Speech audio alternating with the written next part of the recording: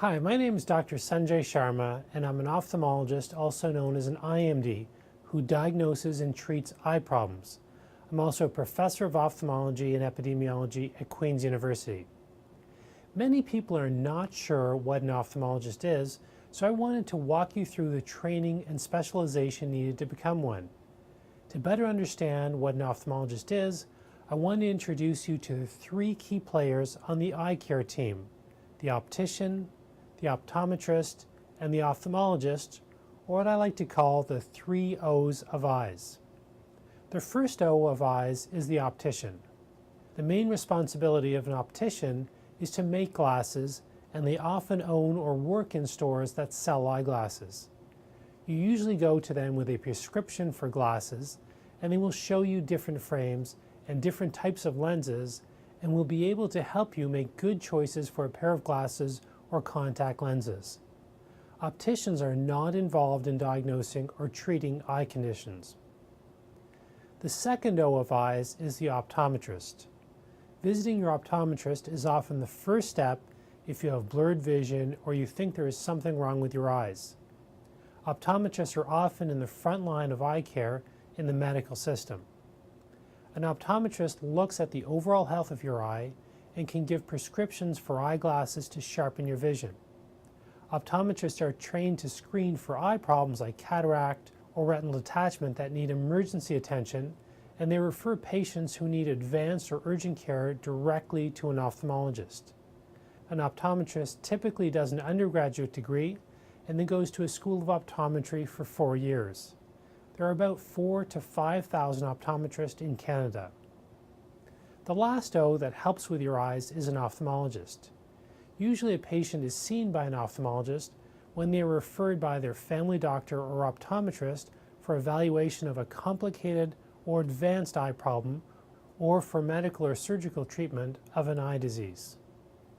To become an ophthalmologist, after getting an undergraduate degree, you need to go to medical school for 4 years. In medical school, you do everything like deliver babies, do shifts in the ER, and run codes to resuscitate patients whose hearts have stopped beating. Usually towards your second or third year of medical school, you decide in which area you would like to specialize. If you decide to pursue ophthalmology, you are competing for one of only 30 spots in the country, and you must commit to a 5-year residency program.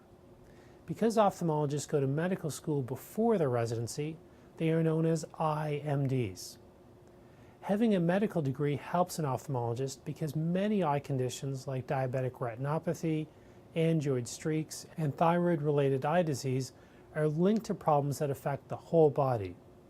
Additionally, we use medications like steroids and anti-VEGF treatments that can affect the rest of the body. While in your residency to become an IMD, you are an apprentice of sorts. You train with some of the best ophthalmologists in the country and learn how to diagnose common eye conditions like cataract, glaucoma, and macular degeneration. But because you are exposed to over 5,000 patients per year, you also learn how to diagnose and treat very rare conditions like childhood eye cancers, parasitic infections, and conditions like temporal arteritis, which if missed, can lead to death. During your residency, you also learn how to treat eye conditions and decide which treatments are best under what conditions.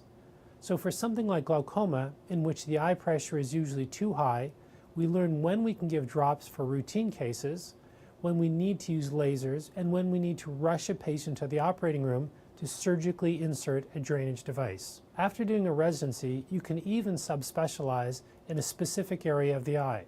So for instance, I did 2 extra years of training to become a retina specialist. So now I really only see patients with retinal problems and treat vision-threatening conditions like macular degeneration and diabetic retinopathy. Other IMDs can subspecialize in other parts of the eye. So there are cornea specialists, glaucoma specialists, oculoplastic specialists. There is even a specialist for the optic nerve. As you can see, to become an ophthalmologist or an IMD, it takes a significant amount of time to become an expert. If you were counting, 13 years to become an ophthalmologist and 15 years to become a subspecialist. So the next time you have an eye problem and start to access the healthcare system, think about the 3 O's of eyes and how opticians, Optometrists and ophthalmologists, or IMDs, work together in a system that ensures that you get the best care for your eyes.